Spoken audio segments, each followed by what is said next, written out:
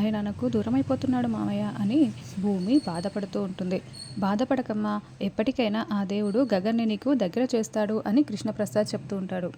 తర్వాత Gagan dressing table దగ్గర ready అవుతూ ఉంటే, యు ఆర్ సో లక్కీ సోదరా, you are going to billionaire సోదరా అని చెప్తూ ఉంటే, రేయ్ ఎప్పటి నుంచి ఈ చిలుక జోస్యం చెప్పడం మొదలుపెట్టావు? ఇప్పటి వరకు మాటలు మాత్రమే చెప్తూ ఉండేవాడివి అని గగన్ అంటే, ఏంటి మరీ నన్ను అంతలా తీసేస్తున్నావు? నేను చెప్తున్నది నిజమే సోదరా, కావాలంటే ఒక్కసారి ఆలోచించి చూడు. నువ్వు ఇంత ఎదిగావు కదా, నీకున్న దానికంటే డబ్బులు వస్తున్నప్పుడు నువ్వు ఖచ్చితంగా బిలీనియరే కదా సోదరా అని చెర్రీ అంటాడు. రేయ్ అందరి దగ్గర చెప్పినట్లే తిప్పి తిప్పి నా దగ్గర చెప్పావనుకో దెబ్బలు పడిపోతాయి, జాగ్రత్త. ఉన్నదానికంటే డబల్ ఎక్కడి నుంచి వస్తుంది చెప్పు అని గగన్ అంటూ ఉంటాడు. అదేంటన్నాయ్ అలా మాట్లాడేశావు? ఇప్పుడు నీకు ఎలా వస్తుందో నేను చెప్తాను చూడు. ఇప్పుడు నువ్వు నక్షత్రని పెళ్లి చేసుకున్నావనుకో, అప్పుడు మామయ్య బిజినెస్లన్నీ నువ్వే కదా చూసుకునేది. ఇప్పుడు ఉన్నదానికంటే డబల్ వస్తున్నట్లే కదా అని చెర్రీ అంటూ ఉంటాడు. గగన్ చాలా సీరియస్గా చూస్తూ ఉంటాడు. అదేంటన్నాయ్ అలా మరి అంత సీరియస్గా చూస్తున్నావు అని చెర్రీ అంటాడు. నేను ఇప్పుడు నక్షత్రని పెళ్లి చేసుకుంటానని నీతో చెప్పానా అని గగన్ అంటే, అది కాదన్నయ్య, ఒకసారి ఆలోచించు.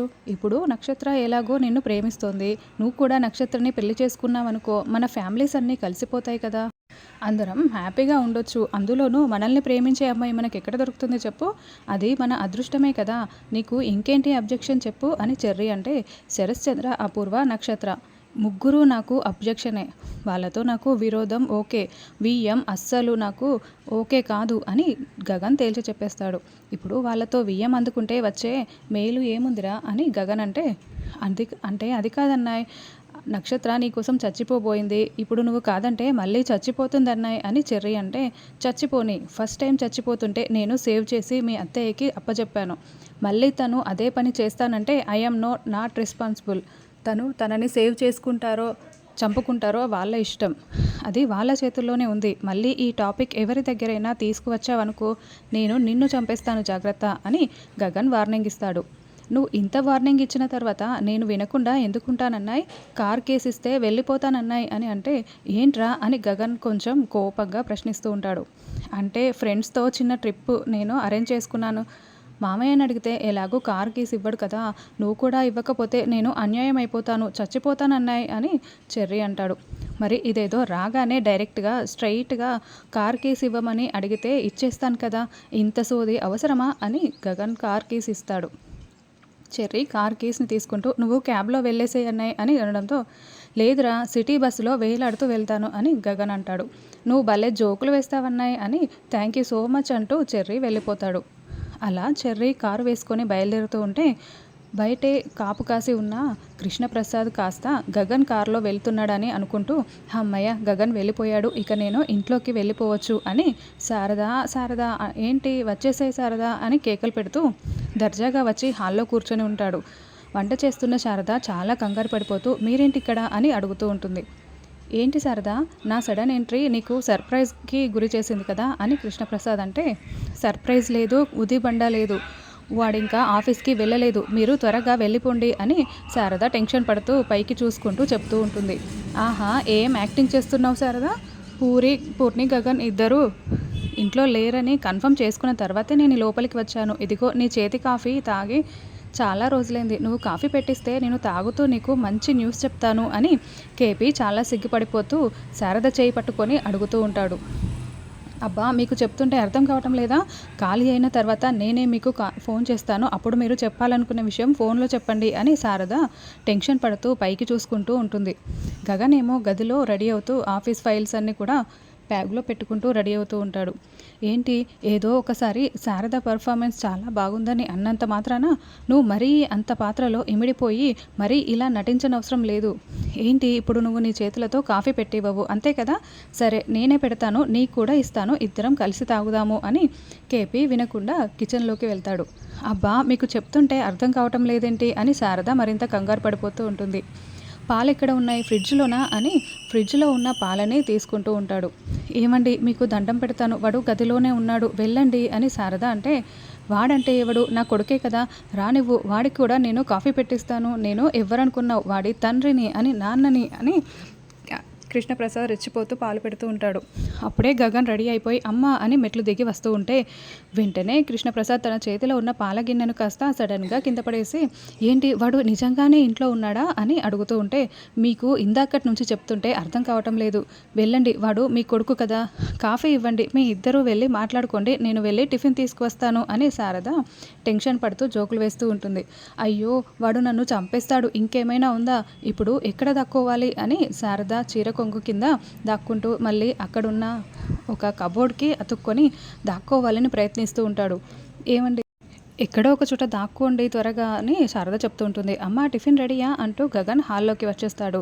దాంతో శారద చాలా టెన్షన్ పడుతూ గగన్ వైపు షాకింగ్గా చూస్తూ ఉంటుంది.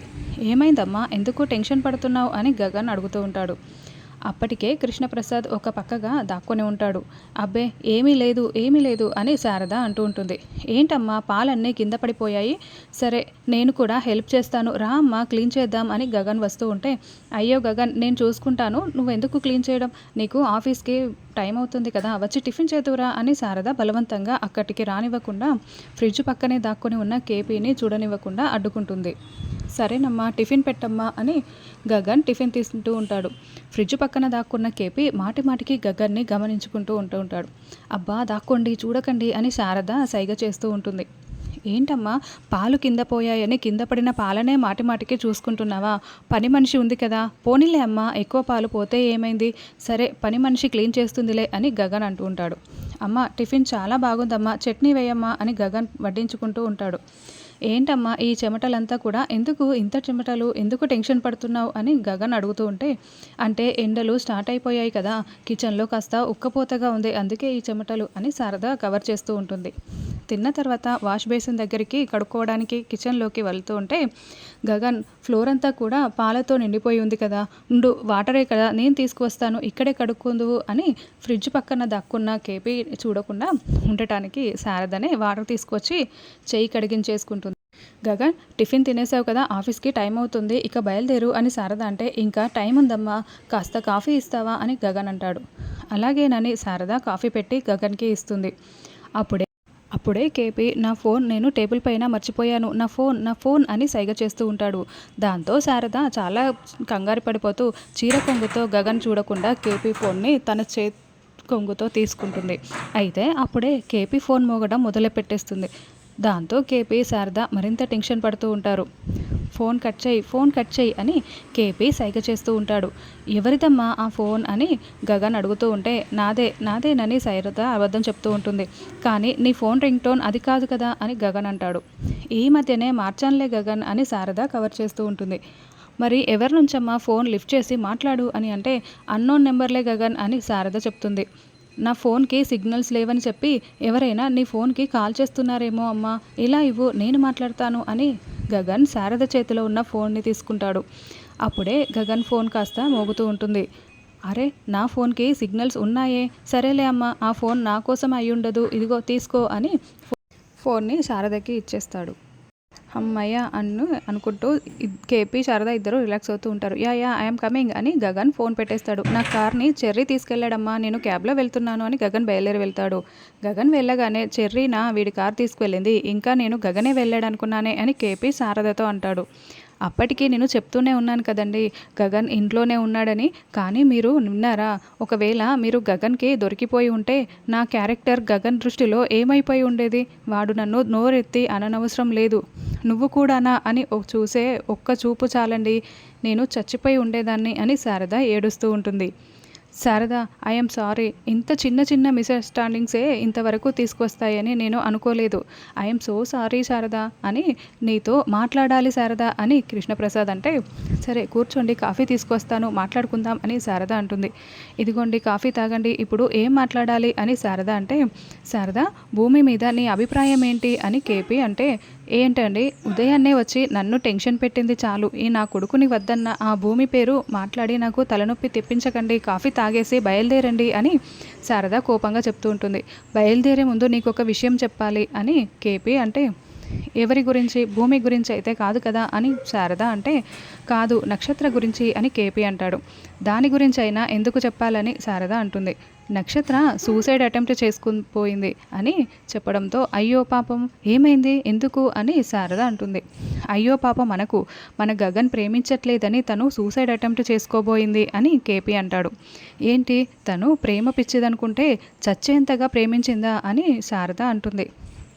నేను కూడా అంతగా అనుకోలేదు, తను అంతగా డీప్గా లవ్ చేస్తుంది కాబట్టి నక్షత్రకి గగన్కి పెళ్లి చేసేద్దామా అని కేపీ అంటే చిచి తను నా కోడలేంటి అని శారద అంటుంది. నువ్వు చీ అన్నా చా అన్నా సరే ఏదో ఒకటి చేసైనా సరే గగన్ని పెళ్లి చేసుకునేంత వరకు నక్షత్ర వదలదు అని కేపీ అంటే అది తలక్రిందులుగా తపస్సు చేసినా సరే గగన్ని పెళ్లి చేసుకొనివ్వను, నా కోడల్ని చేసుకోను అని శారద తేల్చి చెప్పేస్తుంది. పోనీ భూమి మన కోడలైతే ఒప్పుకుంటావా అని కేపీ అనడంతో శారద సంతోషపడుతూ వింటూ ఉంటుంది.